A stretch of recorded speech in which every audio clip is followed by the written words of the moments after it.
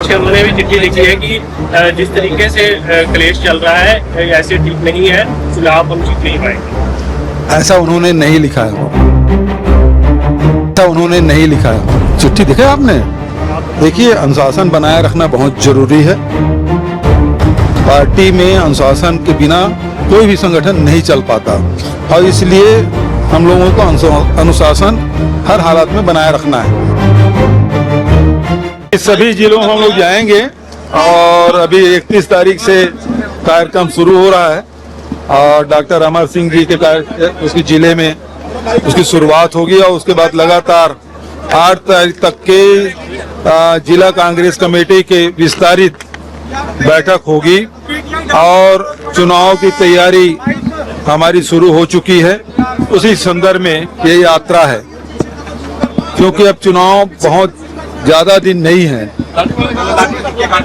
सुनने में ये भी आ रहा है कि समय से पहले चुनाव हो सकता है। जो फरवरी 2027 में चुनाव होना था जो डेट है, लेकिन अभी जो सुनाई दे रहा है हो सकता है वो नवंबर दिसंबर में हो जाए चुनाव। तो अब यदि नवंबर दिसंबर में हो तो उसकी तैयारी हम लोगों को पहले से कर लेनी चाहिए। हम हर स्थिति में तैयार रहें, इसलिए ये यात्रा बहुत महत्वपूर्ण है। क्या कैंडिडेट्स कुछ किए जाएंगे पहले?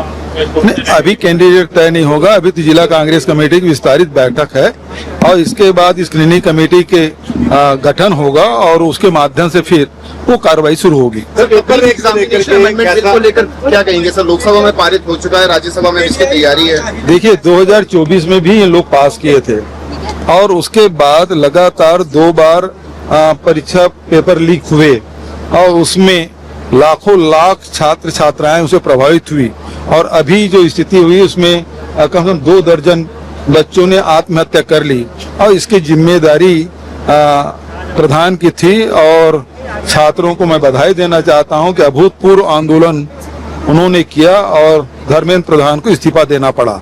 लेकिन जो पिटाई हुई छात्रों के साथ, आंसू गैस छोड़े गए, लाठीचार्ज किया गया और कटीले लाठियों से उसकी पिटाई की गई, पैलेट गन चलाया गया, AK-47 चलाए गए और बच्चों पे AK-47 तान दिए गए।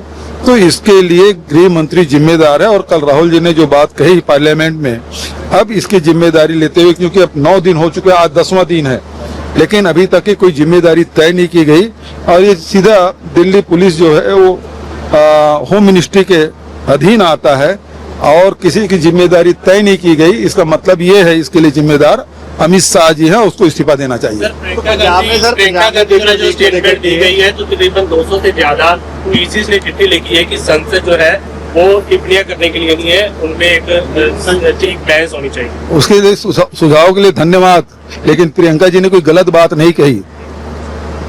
तो सर पंजाब में पेपर लीक हो रहे हैं सर, कांग्रेस में उथल पुथल देखने को मिल रही है। फरीदकोट से भी जो अध्यक्ष उन्होंने आपको चिट्ठी लिखी है। किसने? फरीदकोट से जो आपके जिला अध्यक्ष उन्होंने भी चिट्ठी लिखी है कि जिस तरीके से क्लेश चल रहा है ऐसे ठीक नहीं है, चुनाव हम जीत नहीं पाएंगे। ऐसा उन्होंने नहीं लिखा है। चिट्ठी देखा है आपने?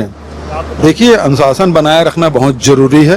पार्टी में अनुशासन के बिना कोई भी संगठन नहीं चल पाता और इसलिए हम लोगों को अनुशासन हर हालात में बनाए रखना है। शेर सिंह घुबाया ने जो स्टेटमेंट दिया उस पे क्या कहेंगे? शेर सिंह घुबाया ने जो स्टेटमेंट दिया उस पे क्या बयान दिया मुझे पता नहीं है। सर हरजोत सिंह बैंस और हेल्थ मिनिस्टर और एजुकेशन मिनिस्टर का इस्तीफा जो है वो मांगा जा रहा है तमाम अपोजिशन पार्टी की तरफ से। यहाँ भी पेपर लीक हुआ है, ये जानकारी में आया है, तो यहाँ के भी शिक्षा मंत्री को इस्तीफा देना चाहिए। ठीक है, थैंक यू जी।